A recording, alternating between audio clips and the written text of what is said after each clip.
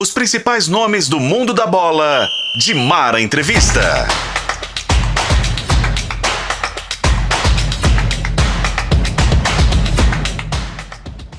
Olá para você que está aí na FM O Tempo, nas plataformas digitais de O Tempo, chegando para você mais um de Mara Entrevista. Que bom, a gente está super feliz com a audiência.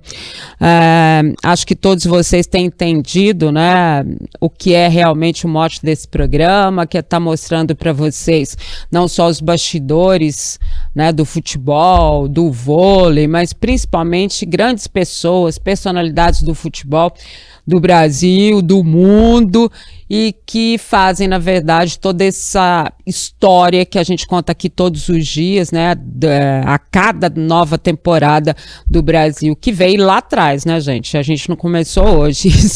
E se a gente olhar só para esse hoje, esquecer o passado, a gente com certeza não vai ter futuro. E é desse jeito que eu recebo o meu convidado de hoje, pelo qual eu tenho o maior carinho, pelo qual eu tenho amizade e prezo demais, porque a história dele no futebol já começou muito antes, né? Hoje ele é gestor do Coimbra, mas a história dele no futebol já começou muito antes, e desde o início, sempre com muito carinho, né? Sempre me auxiliar em tudo o que eu preciso, como tem que ser, né? Quando a gente tem profissionais que trabalham com a gente, né? Então, hoje eu recebo meu amigo Elias Moisés. Obrigada, querido.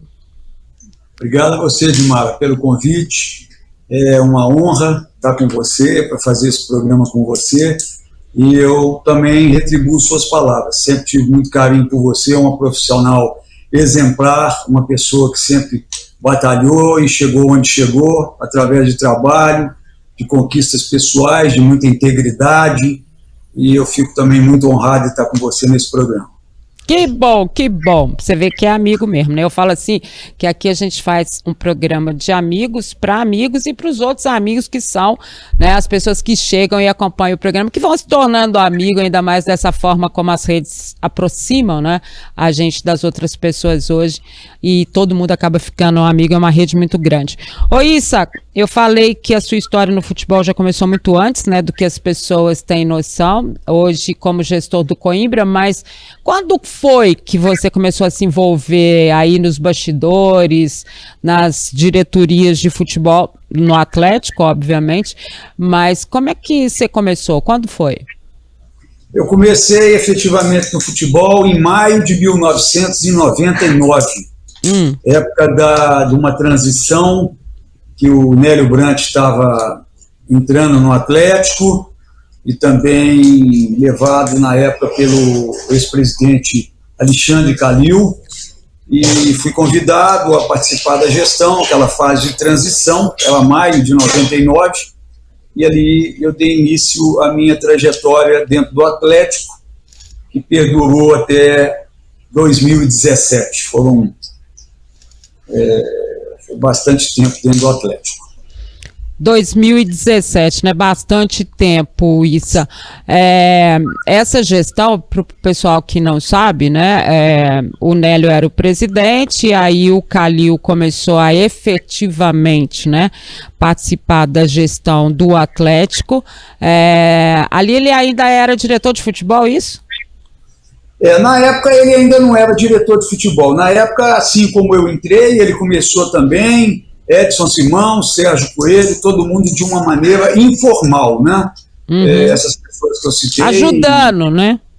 Nenhuma dessas pessoas remuneradas, por paixão mesmo, cada uma foi chamada com uma aptidão em algum setor, e ali nós começamos até que o Nélio foi eleito presidente do Atlético em 2000, né? Eu permanecia de 2000 até 2002 aproximadamente, ajudando o Nélio nas questões administrativas, financeiras do dia a dia. Em 2004, com a eleição do presidente Ricardo Guimarães, eu fui ser diretor de base do Atlético. Ali eu permaneci, e em 2005 para 2006, a queda do Atlético, essa história ruim da história do Atlético, e eu fui chamado para participar mais efetivamente da parte do futebol profissional do Atlético.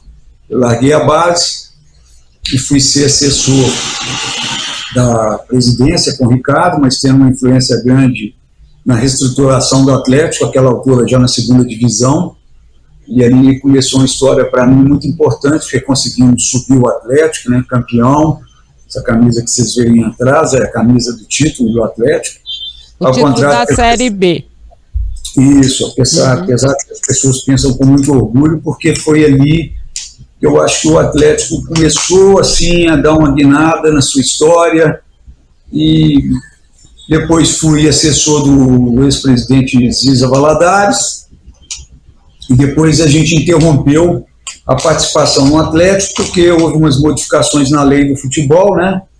Naquela altura, eu passei a trabalhar quase que diretamente com as empresas do ex-presidente, Ricardo Guimarães. Nós estávamos com uma participação muito forte no mercado da Série A, B, C e D, com patrocínios, né, do banco. E quando houve a modificação da lei dos direitos econômicos, em 2016, que nós não podemos mais ter direitos econômicos de jogadores, chegamos a ter 196 jogadores. Que é isso? Algum jogador com tipo de percentual, né? Aqui mesmo na minha sala, aqui, Davi Luiz, Bernard, Oscar, estou vendo aqui falando, Gemerson, Brenner, Paulinho, Felipe, do Corinthians, Marquinhos, do Corinthians, e aí a gente... tem uma do Neymar também, eu vou contar que tem uma do Neymar também, porque eles patrocinaram o Neymar, ele tinha o quê, 16 anos? 16 para 17, o Santos foi patrocinado pelo banco na época, se tornou campeão mundial, e ali ele despontou o cenário mundial, aí na época com muita sorte nossa também, de estar com a camisa do banco, né? E isso aí elevou muito, permanecemos no banco, no Santos por algum tempo.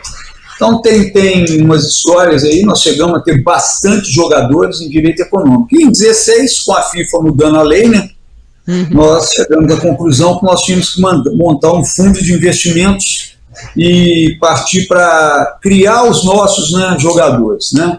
Então, com a ajuda do meu saudoso amigo, mas saudoso mesmo, que foi um grande amigo que você teve no futebol também, que é o Maluf, Eduardo Maluf, nós fundamos um fundo e começamos efetivamente a pensar na hipótese de construir alguma coisa para poder criar o jogador, fazer o jogador. E houve uma passagem que na Copa de 2014, o Davi Luiz, que se tornou também um amigo muito querido, ele precisava de um lugar para passar com a família dele um domingo, só a família dele e ele pediu para mim e para o Ricardo para arrumar um lugar em cima da hora. Era sexta-feira, quando a CBF divulgou que após contra o Chile teve uma folga, e começamos uma correria para procurar. E nisso o Ricardo falou: eu tenho uma fazenda aqui perto, mas não sei como é que está. E fomos lá e chegamos lá, não tinha a mínima condição de receber, e aquilo ficou na minha cabeça. Então, quando foi em 16, ele falou: temos que arrumar um lugar. Eu falei: não, nós não temos que arrumar um lugar, nós temos um lugar. O lugar é aquela fazenda que a gente foi, e aí começou a história, efetivamente, uma história que eu tenho muito orgulho hoje, muito carinho, porque eu fui sempre muito ligado à base, de nascer o Coimbra. Então o Coimbra nasceu nessa fazenda? O Coimbra, quando nós tivemos necessidade de fazer um fundo de investimento e começar a formar jogadores, nós não podíamos mais ter direito econômico, nós tínhamos que ter um clube. Sim. E aí, mas para constituir o clube demorava, era muito burocrático, muito caro. E uma pessoa chegou e falou: tem um cara que tem um clube que chama Coimbra, lá em Rio Acima. Ele é de Rio Acima. Isso, e esse cara botou o nome de Coimbra. Coimbra, pô, mas onde que esse cara tirou Coimbra? Ele é português? Não, ele é fã do Zico, pô. A gente tem entendi. Eu sempre achei que tinha ligação com Portugal, então na verdade a ligação é com o Zico. Zico, aí o nosso grande inimigo, no bom sentido, né, Flamengo, e aí ele falou: pô, mas Coimbra, pô. E tá bom, então vamos. E começou Coimbra, e no começo até pensamos em mudar o nome, mas depois o Ricardo falou: não, vamos deixar do jeito que está. E hoje, uma curiosidade para vocês também, Uma pessoa que nos liga muito para o Ricardo, e comenta sobre as conquistas do Coimbra na base, né? O Coimbra se projetando com essa parceria Coimbra-Benfica. E aí ele vai ligando. No dia que nós fomos para a final com o Cruzeiro agora no Sub-20, ele ligou, nós estávamos dentro do carro, eu e o Ricardo. Isso, Zico. Isso, Zico, dando parabéns. Então aí ele ficou sabendo que esse Coimbra existia um clube. Homenagem a ele. Que bacana. Então ele se preocupa, quer saber e tal. Sempre liga pro Ricardo. E como é que tá o Coimbra? Eu vou em Belo Horizonte, quero conhecer os times quando vão lá treinar, né? Time que vem jogar em Belo Horizonte, todo mundo elogia a estrutura, todo mundo fala bem, que é muito bonito, que o lugar é maravilhoso e tal. E a gente está marcando para prestar uma homenagem para ele. Que bacana. E é bonito mesmo o local? Eu não conheço, tá, gente? Então, eu sou suspeito. Nós estamos aí pertinho de vocês, né? O Coimbra ocupa hoje 100 mil metros de área, né? Vou falar um pouquinho do Coimbra. Eles falam que quando eu falo do Coimbra hoje, eu até me transformo, mas é uma coisa maravilhosa, né? Tanto fisicamente como aquilo que foi construído, né? Dentro do padrão que o Ricardo gosta muito, né? As coisas sem muito luxo, nada, mas altamente funcionais. Então, lá nós temos hoje 100 jogadores alojados, né?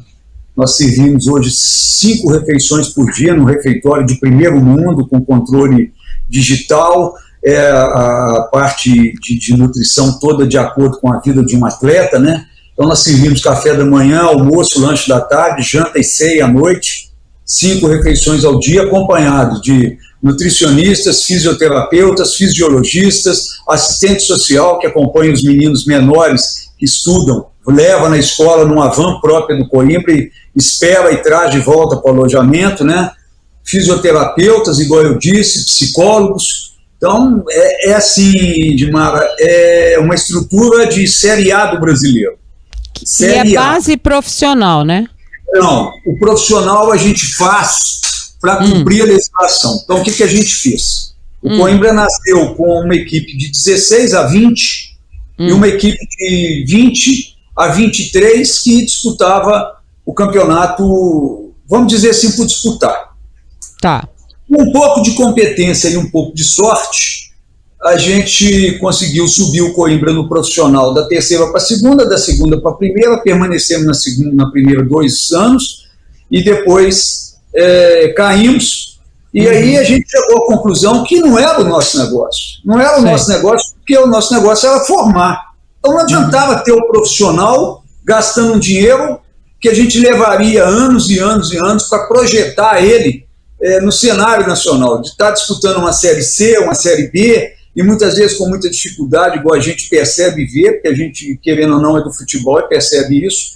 Então nós falamos, não, nós vamos focar em base. Então o Coimbra hoje, e para que os ouvintes, você tem uma audiência muito grande, saiba, o Coimbra hoje disputa sub-14, sub-15, né, que vai 15 e 16, sub-17, 17 e 18, sub-20 foi vice-campeão mineiro, 18, 19 e 20, e disputa com 21, 22 e 23 qualquer categoria profissional que ele tenha que disputar.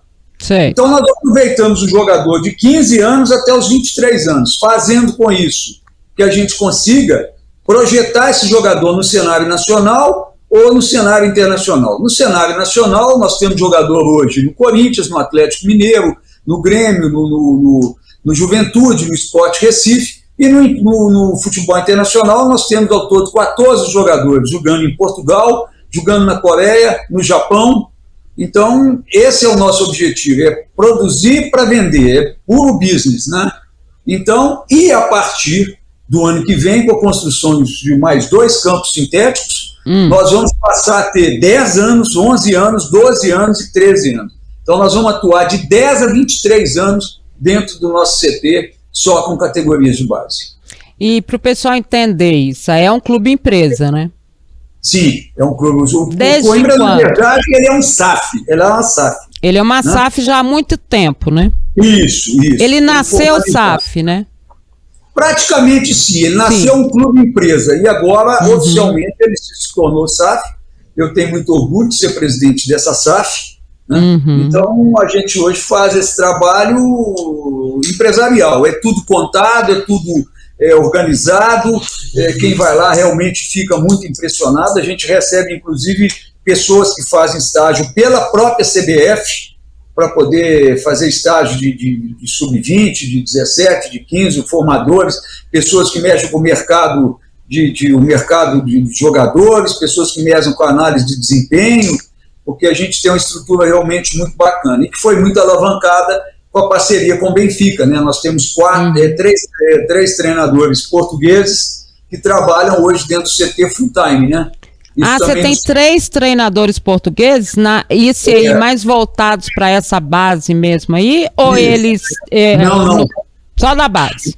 Só na base. Eles trabalham que é o Mr. Danilo, trabalha no Sub-15, o Mr. Mota no 17 e o Alfredo, que é um coordenador do trabalho do 15 e 17 full-time. Trabalha um ano inteiro aqui dentro com metodologia do Benfica, que é um dos maiores formadores de categoria de base do mundo, superando Real Madrid, Barcelona, City, essas coisas todas. Então o Benfica é um dos clubes que mais vendem, em termos financeiro e quantitativo, jogadores no mundo. Então nós estamos copiando essa escola do Benfica dentro do Coimbra. Então o Coimbra hoje, para você ter ideia, ele se chama Coimbra Campus. Ele é um braço do Benfica no Brasil, especificamente em Minas Gerais, e especificamente na cidade que eu adotei, que eu gosto, que eu amo, que é uma torcida apaixonada e que nos apoia muito, que é a Contagem. Agora me diz uma coisa, quando eu tô gostando muito de ouvir isso tudo de você, porque no Brasil existe um certo preconceito quando se fala de SAF, né, Issa? E aí eu vou colocar, qual é o preconceito? O preconceito é que a SAF foi feita para...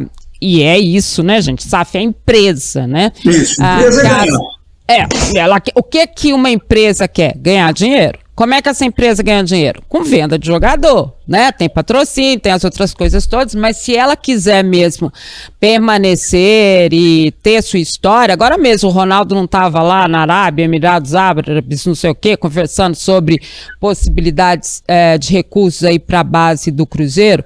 É isso. E você está sendo muito transparente nessa forma, né? Porque você poderia falar para mim, não, a gente pretende ainda um profissional, não sei o quê, mas não.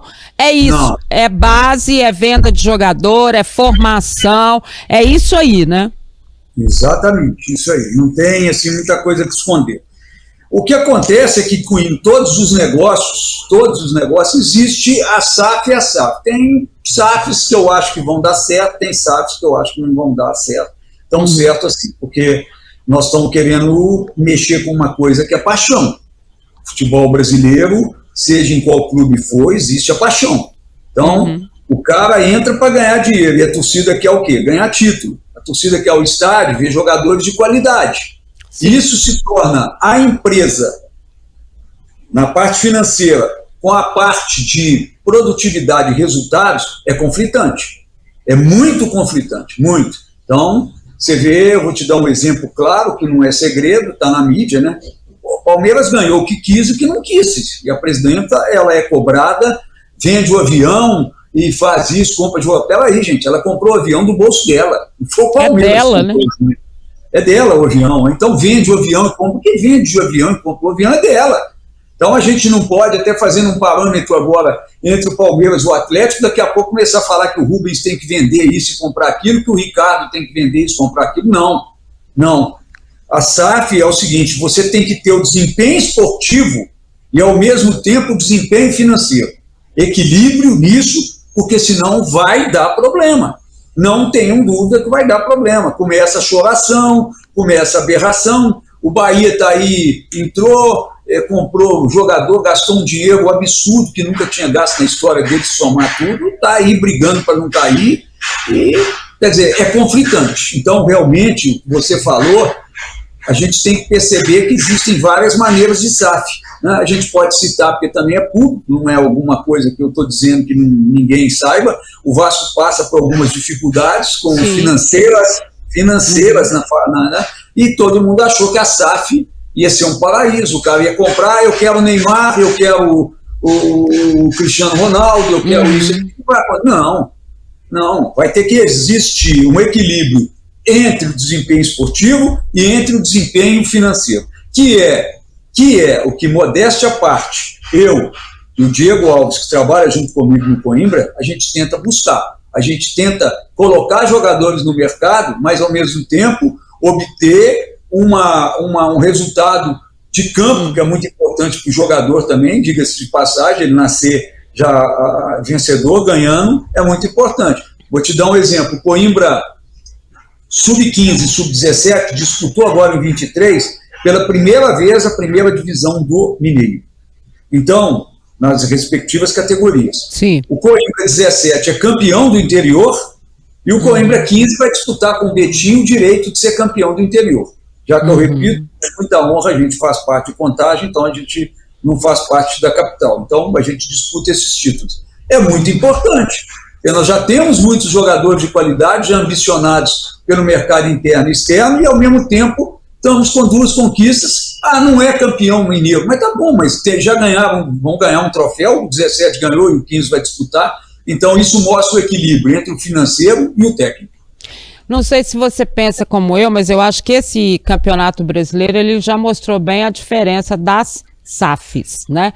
De pensamento, de jeito de condução. Vou dar 2 exemplos, a questão do Coritiba e do Vasco, né? Que estão lá embaixo e são SAF.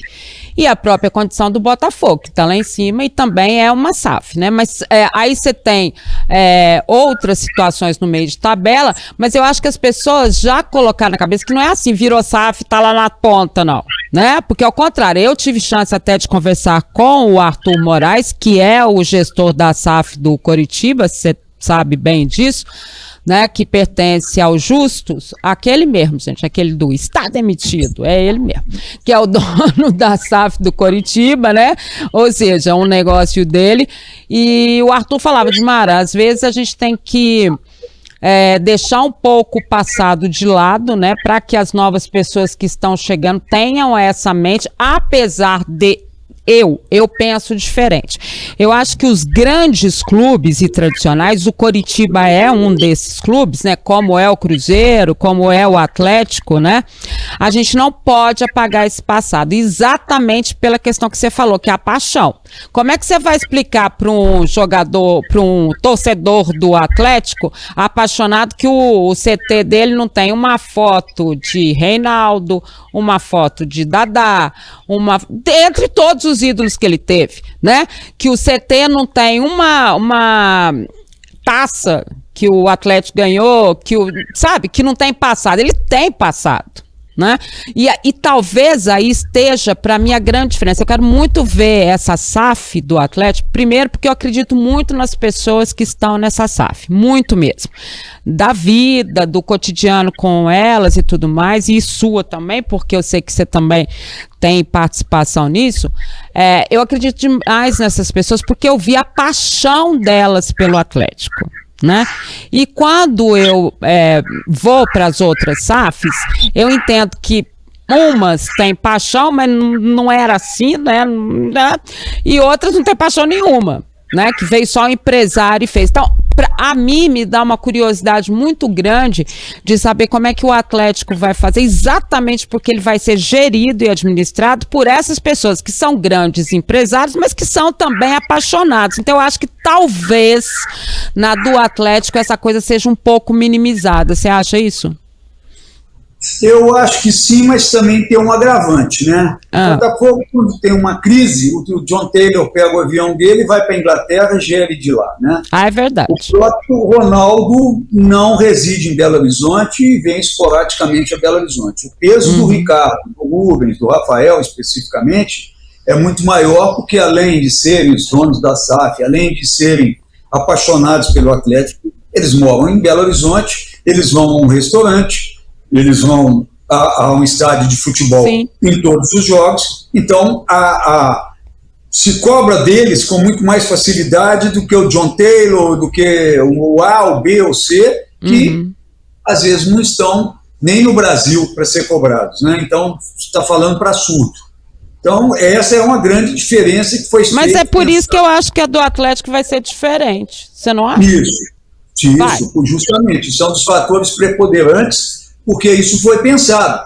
Quando se falou, quando procurou, não deu certo com quem estava fazendo, peraí, nós já temos dinheiro lá dentro, nós já temos isso, nós somos apaixonados, nós queremos um estádio, nós queremos isso, nós queremos melhorar mais ainda, se é que pode melhorar, o CT do Atlético, nós queremos, então por que nós mesmos não gerimos isso? E isso foi pesado quando começou a se conversar aí sobre isso, mas nós vamos ser cobrados mais que os outros. Nós moramos em Belo Horizonte, nossos filhos estão em Belo Horizonte, nós vamos ao estádio em todos os jogos, não por obrigação, mas por paixão.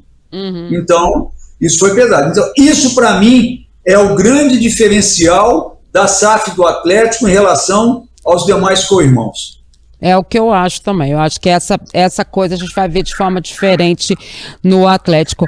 Ô Issa, quando você, antes da gente voltar mais para o Coimbra, a gente sabe que o presidente Ricardo Guimarães, presidente do Conselho do Atlético e, claro, um dos integrantes da SAF, né? Agora, né?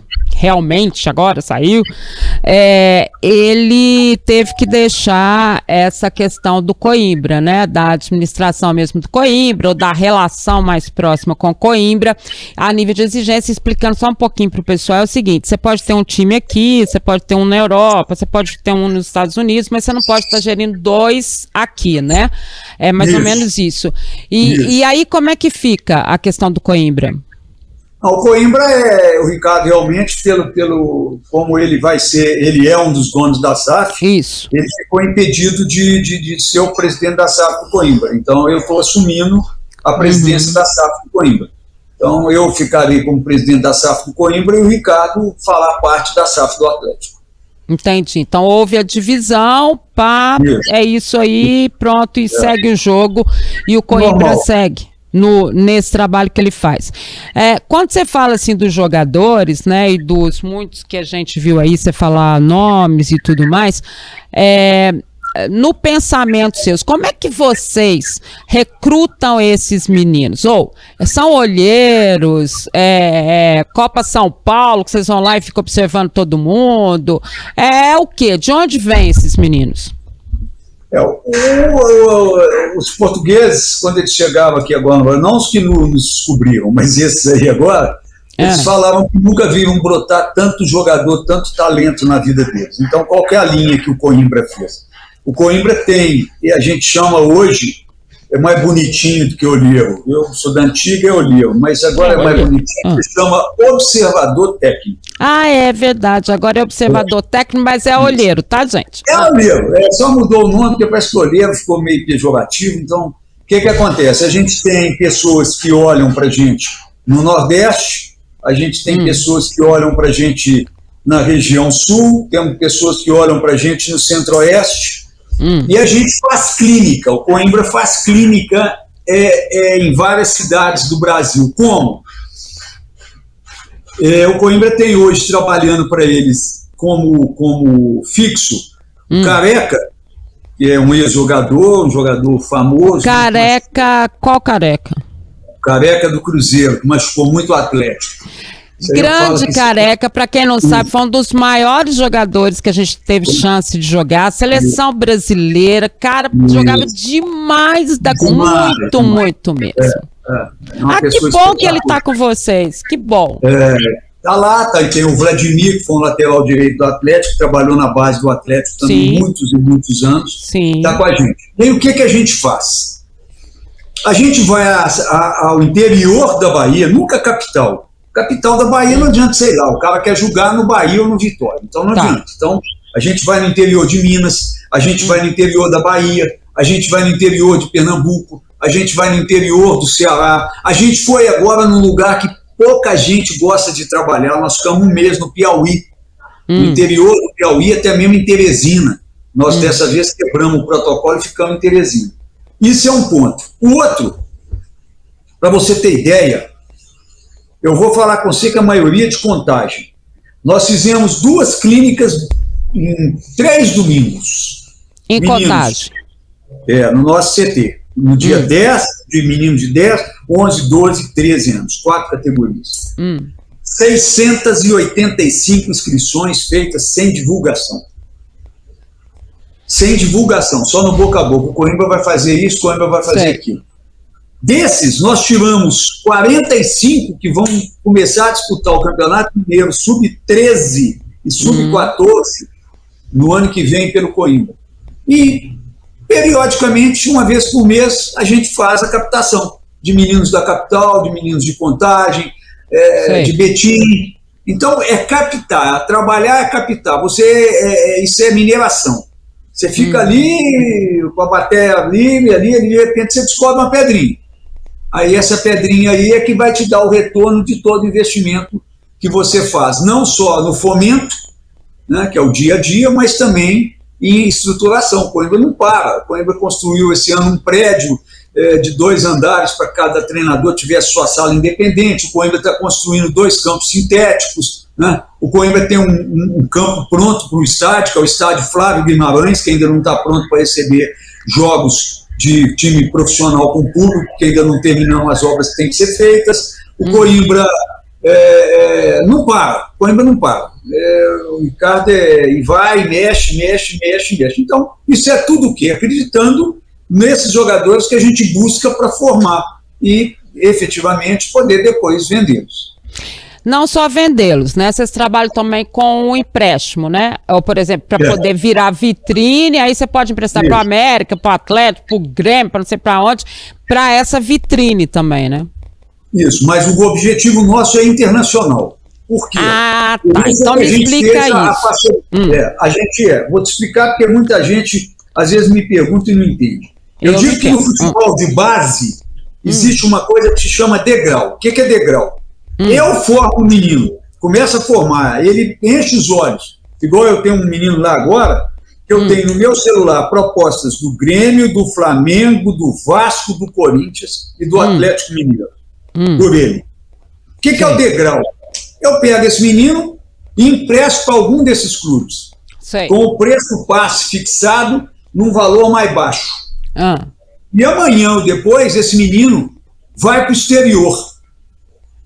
Então, eu usei a camisa do Vasco, a camisa do Flamengo, do Atlético, do Corinthians, para projetar. Quer um exemplo concreto, bem assim, para que os ouvintes e os telespectadores possam entender? Eu peguei o João Vitor, que era um zagueiro do Atlético, que eu emprestei para o Atlético, e voltou para o Coimbra. Eu emprestei ele para o Corinthians, com um passe fixado muito baixo. Esse jogador eu vendi ele agora no começo do ano para o Benfica. Um valor aí 50 vezes do que eu tinha fixado o Corinthians. Então, o que é o degrau? É você emprestar para algum clube brasileiro e depois levar esse jogador para fora. O que eu faço hoje, quando eu comecei a conversa com você? Eu já tenho 14 jogadores que eu levei direto. Eles já estão onde eu quero que eles estejam. Aonde? Fora do país? No futebol europeu.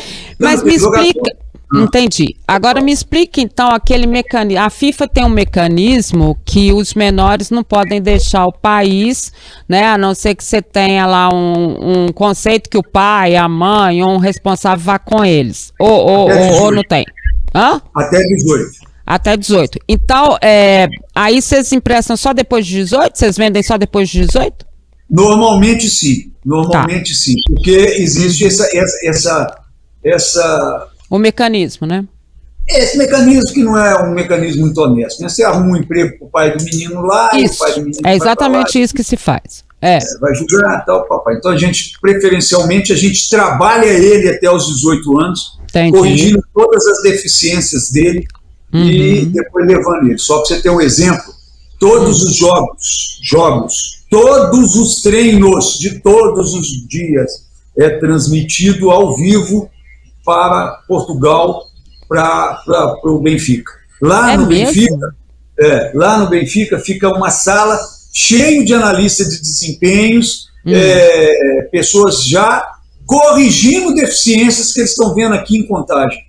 Entendi. Eles passam o relatório para o coordenador que está aqui, que é o Alfredo, e o Alfredo faz essa coordenação. Olha, esse menino está jogando de back, mas ele tem uma característica que se você botar ele de primeiro volante, talvez ele renda mais. Esse menino trabalha muito com a perna direita, dá mais fundamento com a perna esquerda. E a gente proporciona formar o jogador. Eu não quero formar para o mercado brasileiro, eu quero formar o jogador para o mercado internacional. Né? Entendi. A grande que nós fizemos até hoje foi do Igor, nós vendemos para o Barcelona, e que agora está emprestado do Internacional de Porto Alegre. Entendi. Quando a gente falou de vitrine, né, e vitrine da base, você acha então que hoje o Coimbra se torna uma das principais equipes onde existe essa credibilidade na formação do jogador, né, que a gente sabe que não é uma coisa fácil. Na transição, gente, é uma das coisas mais difíceis que existe no futebol. Essa transição, principalmente, né, ali você pega 17 para 18, 18 para 19, é dificílima. Às vezes um jogador que você achou que a vida inteira ele era muito bom, você vai ter problemas com ele e ele pode não se tornar esse grande jogador exatamente nessa idade, não é isso? O que acontece é o seguinte, né? Principalmente quando você sai do último ano de júnior, que é os 20 anos e vai para o profissional, é que há a grande transformação, né? Ele deixa de ser menino e tem que virar homem, né? Isso. E a gente, pela carência do nosso país, por questões de educação do nosso país, pelo atraso que o nosso país tem, esses meninos eles sofrem muito. Porque o que acontece com um menino que está sendo formado para ser jogador de futebol?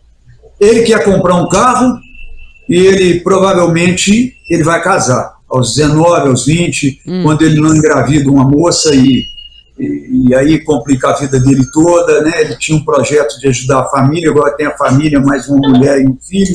Então, é muita coisa na cabeça deles, por isso que a gente tem um trabalho de psicologia a partir dos 14 anos dentro do Coimbra, um acompanhamento diário psicológico, ensinando, inclusive, coisas sexuais, de prevenção, disso, daquilo, porque, eu repito, eu quero formar o jogador em alto nível. Nós temos projetos já conversados com o Benfica, de fazer cursos de espanhol, curso de inglês lá dentro, que a gente já deve colocar em prática agora em 24.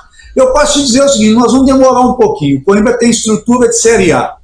O Coimbra ainda não é conhecido e vai passar, se Deus quiser, a ser conhecido em 24, quando ele conquistou o direito de disputar a Taça São Paulo e disputar muito mais importante do que isso, a Copa do Brasil Sub-20, dá direito só ao campeão, que é o Cruzeiro, o vice, que foi o Coimbra, com muita honra, perdemos nos pênaltis, e aí eu acho que o Coimbra vai se projetar nacionalmente, tanto na Copa São Paulo como isso. Mas em estrutura, repito, não devo nada a ninguém. E acho que a curto prazo, com o trabalho que a gente vem fazendo, um trabalho duro, árduo, um trabalho muito sério de formação, a gente vai estar com bastante bem projetado no mercado nacional e internacional. Nós temos mais nome hoje em Portugal, posso te garantir isso, do que aqui dentro do Brasil. Você acompanha futebol e é bom de palpite? Então tem que conhecer KTO.com, isso mesmo. A KTO é o melhor e mais seguro site para você apostar e se divertir. Tem os campeonatos estaduais, Copa do Brasil, Brasileirão, Libertadores, Champions League, ou seja, tem tudo e várias outras modalidades, claro, além do futebol. E lembrando que na KTO 2-0 é goleada, é isso mesmo. Se o time que você apostou abrir 2-0, a KTO paga na hora com o ganho antecipado. Faça seu cadastro KTO.com e utilizando o cupom O Tempo, você tem 20% de bônus no primeiro depósito, isso mesmo, usando o cupom O Tempo, você tem 20% de bônus no primeiro depósito. Deixe os seus palpites na KTO.com, onde a diversão acontece. Perguntinha última, né? Você viu que a gente tem muita coisa para falar, né? Então o que eu vou fazer? Eu vou combinar com isso e vou lá no Coimbra, que daí eu faço o programa de lá, mostro tudo que ele falou, né? A gente vai mostrando, vendo os meninos e tudo mais. Aqui, você vai continuar ajudando o pessoal na SAF do Atlético? Não seria muito a minha ideia, não, porque hoje eu sou um cara muito dedicado e muito enganjado no projeto do Coimbra, mas como essa proximidade minha com o Ricardo, que não é segredo para ninguém, né? A gente está sempre trocando ideias, sempre dando um palpitezinho, sempre falando a opinião da gente que sim ou que não. Então, vamos continuar ajudando, né? Como diz, né? O Atlético é um clube que quem é atleticano e gosta do Atlético, com certeza foi picado por alguma coisa diferente. Tenho certeza disso.